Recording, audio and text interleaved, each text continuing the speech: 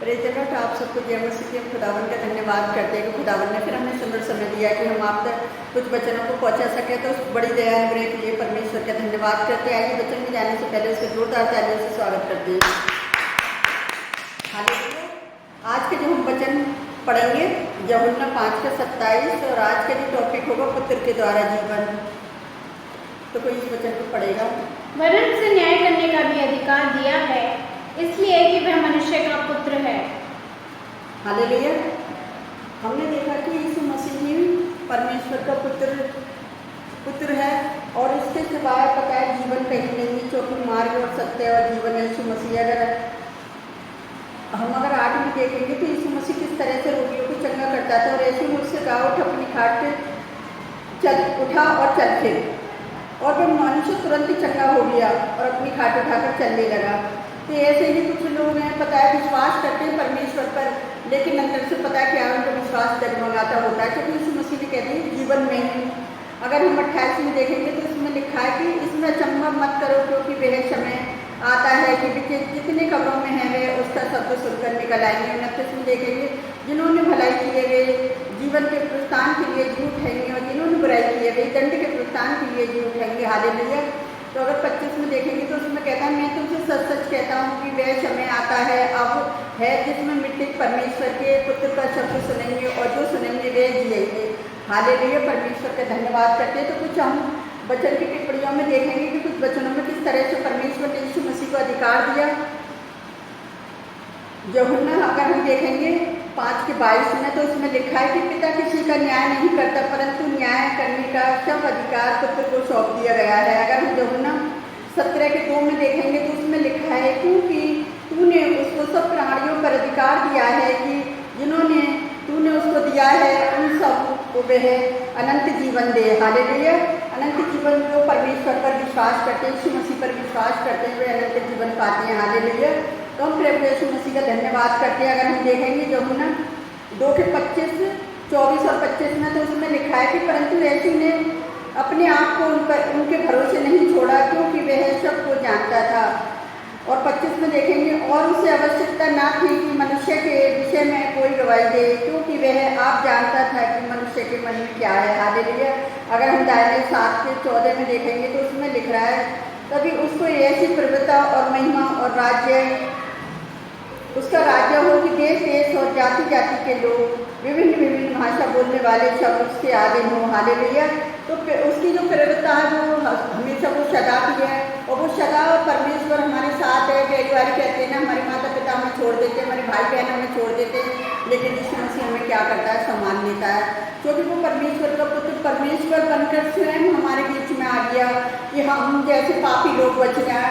और आज जन कितने लोग ऐसे हैं कि वो गुनाहों में डूबे हुए हैं, बीमार हैं, परेशान हैं। अपनी परेशानियों को जब वो यीशु मसीह के संकट लाते हैं तो यीशु मसीह क्या करता है, उनकी परेशानियों को अपने ऊपर उठा लेता है। जब वचन में लिखी है अपने बोझ जब अपने डाल दे।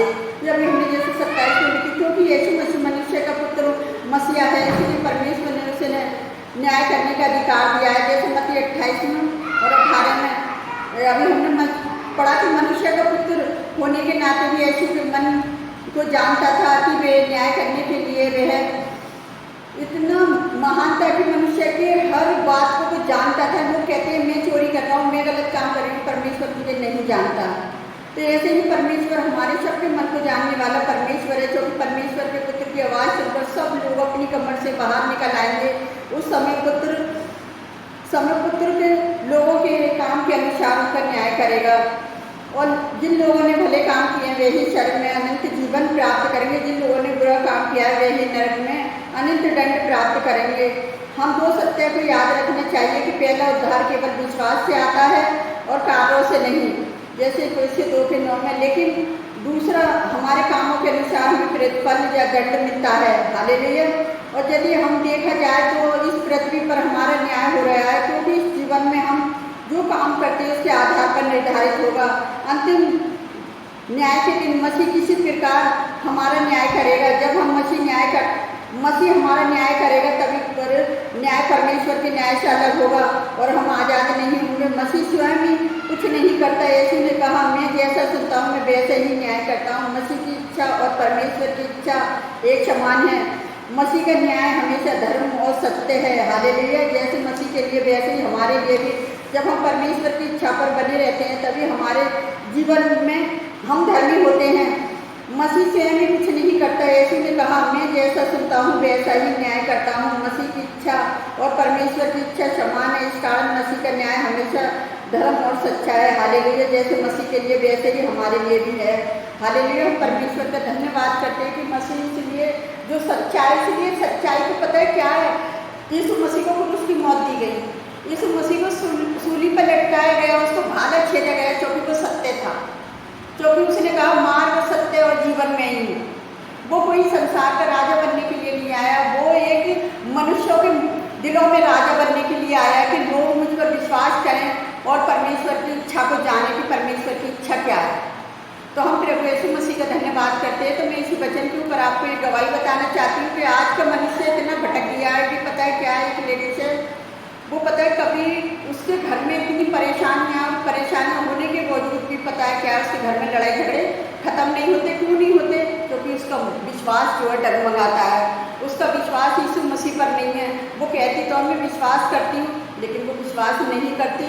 क्योंकि पता है कब जब उसके घर में खुशियाँ होती है तो वो तंत्र मंत्र वालों पे जाती है और सोचती है मेरे घर में बहुत कुछ अच्छा चल रहा है। जब उसके घर में लड़ाई झगड़े परेशानी ज़्यादा बढ़ जाती है तब वो क्या करती है कि वो पास्टर के पास जाती है चर्च में, और चर्च में जाकर उससे कहती है तुम मेरे लिए दुआ कर, मेरे लिए कुछ बताओ।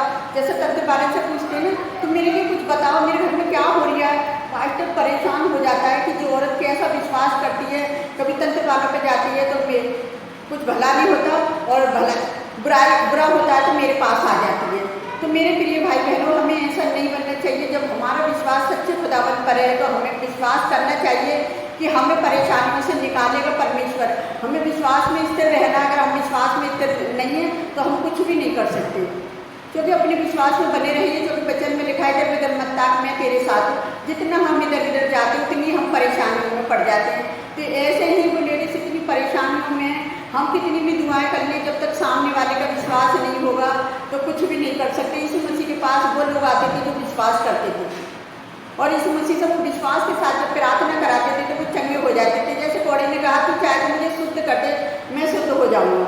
तो इसीलिए वो शुद्ध हो गया। अगर हमें शुद्ध होना है तो पहले हमें अपनी कमियों को निकालना है और यीशु मसीह के पास जाना है। तो वो हमें हीम से भी ज़्यादा सफ़ेद कर देगा, और वो हमें इतना शुद्ध कर देगा कि हमें पता भी नहीं चलेगा कि हम इतनी बुराइयों से घिरे हुए थे, इतने परेशान थे, फिर भी परमेश्वर ने हमें परेशानियों से निकाला। ऐसा नहीं है कि हम प्रचार करते हैं, हम लोगों को शिक्षा देते हैं, लेकिन ऐसा नहीं, हमारे पर परेशानी आती है, हमारे पर भी परेशानी आती है, लेकिन फिर भी हम परमेश्वर में बने रहते हैं और परेशानियों में होकर भी हम परमेश्वर का प्रचार करते हैं। जो परमेश्वर की बड़ी दया और अनुग्रह और ऐसे लोगों पर ही होती है जो सत्य पर चलते हैं, जो कि यीशु मसीह के उस वचन को पकड़ लेते हैं कि सत्य और मार्ग जीवन सिर्फ ऐसे मसीह है, उसके द्वारा जीवन है। क्योंकि यीशु मसीह ने कहा तेरे दिल के द्वार पर मैं खड़ा खटखटाता हूँ। तो वो उन विश्वासियों के लोगों के दिल पर खटखटाता है जो उस पर विश्वास करते हैं, और वो जाते हैं खुशी के साथ चलते फिरते। आज मुझे संगति में जाना है, आज मुझे विश्वास है कि आज मेरा यीशु मसीह मेरे लिए ये काम करने वाला है। तो वही काम यीशु मसीह आपके अंदर करेगा, आपके विश्वास के द्वारा, क्योंकि विश्वास ही है पहले हमारा। अगर विश्वास नहीं है तो हमारा कर्म भी अधूरा है। तो इसलिए मेरे प्रिय भाई बहन भाइयों, आप विश्वास में बने रहिए और हमारे साथ आप हमारी वीडियो से जुड़े रहिए, क्योंकि पता है क्या है कि हम आपके ही द्वारा परमेश्वर का वचन हम ज़्यादा से ज़्यादा लोगों तक पहुंचा सकते हैं। तो प्रभु आप सबको भी बहुत ब्लेस करे, बहुत आशीष दे, और इन सारी परेशानियों से भी आपको छुटकारा दे। जैसे आप इस औरत के बारे में आपने गवाही देखी थी, इस सुंदर गवाही के लिए भी मैं धन्यवाद करती हूँ। चलो तो आइए हम आप सबके लिए प्रार्थना करते हैं, आप भी हमारे साथ मिलकर प्रार्थना करें। हालेलुया। धन्यवाद करते हैं मेरे राजाओं के राजा, प्रभुओं के प्रभु, आपकी स्तुति, आपकी तारीफ हो पिता। जो अधिकार और सामर्थ्य आपने यीशु मसीह को दिया, इस संसार का सारा अधिकार आपने यीशु मसीह के हाथ में दिया और उसने अपने चेलों के हाथ में दिया पिता। आज चेले जगह जगह जो काम कर रहे हैं प्यारे पिता परमेश्वर, जो बुराई उनका पीछा ले रही है तेरे चेलों का पिता, वो बुराई की ओर ना देखे, वो आपके काम में आगे बढ़ते जाए पिता। पर वो अपनी मर्जी से नहीं, आपकी सामर्थ्य के द्वारा जो आपने अपना पवित्र आत्मा को तीसरे दिन मुर्दों में से उठने के बाद और आप उनके बीच में कार्य कर रहे पिता, और आज भी उनके जीवनों में आप कार्य कर रहे हो प्यारे जो वो परमेश्वर, वो आपके कार्य के बिना कुछ भी नहीं कर सकते, वो आपकी सामर्थ्य के बिना कुछ भी नहीं कर सकते पिता। सबको आपकी जरूरत है। जितने विश्वासी लोग एकजुट होकर एक दूसरे के लिए प्रार्थना करते हैं खुदावन, आप उनकी भी प्रार्थनाओं को सुने और कबूल करें पिता, क्योंकि एक दूसरे की प्रार्थना से पिता, धर्मी जन की प्रार्थना से बहुत से बंधन टूट जाते हैं प्यारे जो वो परमेश्वर, बहुत सी परेशानियाँ दूर हो जाती है लोगों की तो पिता आज उन लोगों के लिए भी प्रार्थना करनी है, एक दूसरे के लिए व्यर्थ न जाए, एक आशीष बनकर उभरे मेरी जगह परमेश्वर। मैं आपसे विनती करती मेरे खुदावन, जितने लोग हमारी वीडियो को देखते पिता, हर एक जन को आपके हाथ में देते, उनकी परेशानियों को, बीमारियों को, बेरोजगारी को पिता, और जितनी भी उनके घरों में कलेश है, बहुत सारी कलेश है यीशु नासरी के नाम से दूर हो पिता। जो कर्जे से लोग परेशान हैं पिता, और जो अपने बेटे बेटी की शादी ब्याह के लिए लोग परेशान हैं, उनकी सारी चिंताएं आपके ऊपर डालती पिता, क्योंकि आपने कही अपने बोझ जवाब पर डाल दे। तो पिता मैं अपने सारे लोगों की, जो मेरी इंस्टाग्राम फैमिली है पिताजी, मैं उनके सारा बोझ आपके ऊपर डालती, यूट्यूब फैमिली का भी सारा बोझ मैं आपके ऊपर डालती प्यारे जो वो परमेश्वर। हमारी वीडियो से बने रहना उनके लिए व्यर्थ न जाए, आशीष बनकर उभरे मेरे पिता परमेश्वर। और मैं आपसे क्या मांगूं मेरे खुदावन, आप तो हमारे मांगने से पहले जानते हैं। आपने हमारी छोटी सी प्रार्थना को सुना और कबूल किया, और हमारी प्रार्थना का हमें जवाब दिया, उसके लिए भी मैं धन्यवाद करती पिता।